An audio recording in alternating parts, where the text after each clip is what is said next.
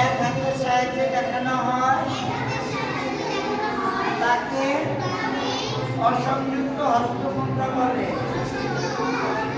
যেমন পতাকা, মুষ্টি, শিখর, কপিত্থ, পতাকা মুখ, সূচি।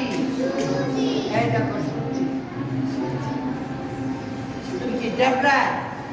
ওই তো সূচি। হাত টান করো, হাত টান করো, দেখাও কাউকে।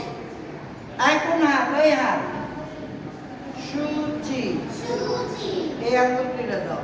চন্দ্রকলা, সূচি, চন্দ্রকলা, পদ্মকোষ, মানে এটা একটা ফুল। পদ্মকোষ, সর্পশীষ, মানে সাপের কণা। কাগজ লম্বারে বাধ্য করতেছ। এই যে সর্পশীষ। আবার পতাকা, মুষ্টি, শিখর, পবিত্র, পতাকা মুখ, সূচি, চন্দ্রকলা, পদ্মকোষ, সর্পশীষ, সিংহমুখ।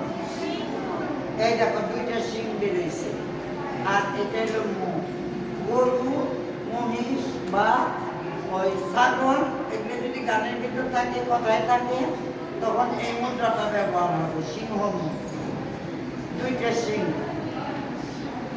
বলো সিংহমুখ। আবার বলো।